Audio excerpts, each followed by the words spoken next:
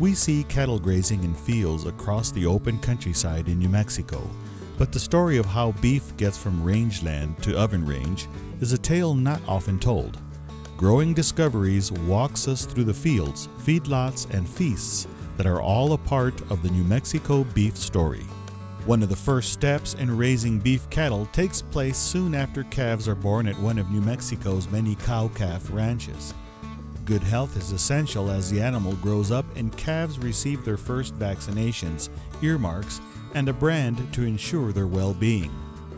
New Mexico State University veterinarian John Wenzel says there are important reasons for these steps. What we did today is we gathered this pasture and put in these pairs. These are smaller calves that hadn't been branded yet, and so they gather them from this pasture and put them in this wire lot, and then they branded them, earmarked them, castrated, vaccinated. The branding is required by law. It's an identification mark.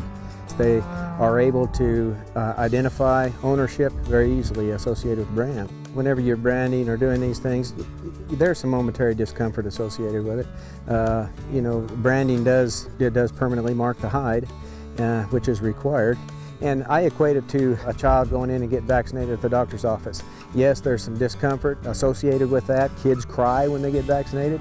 It is uncomfortable for those calves for a short period of time, but in the overall scheme for their health, it's a benefit to them. Calves are weaned at 6 to 8 months, reaching a weight of 450 to 500 pounds. After grazing in pastures, they are usually sold to a stocker operator where they continue to graze and get up to 650 to 850 pounds. Then it's time to round up the cattle and send them to a feed yard where they add another 400 to 600 pounds over a 4-month period. Next step is humanely harvesting the animal at a processing plant where advancements in technology have increased efficiency, animal handling, quality control, and most importantly, food safety. At the very beginning of the process, the animal must first pass inspection. The inspector checks various tissues and the cleanliness of the operation, then certifies that the animal is safe to eat.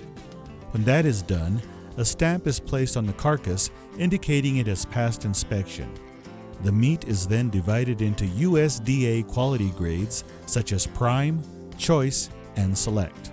From there, it's up to consumers to make the difficult decision of what's for dinner, a scrumptious sirloin or a tasty tenderloin, the end of the journey in a process that's a key part of New Mexico's economy. From pasture to plate, it's a process that involves a lot of people who work hard to satisfy consumers' appetites.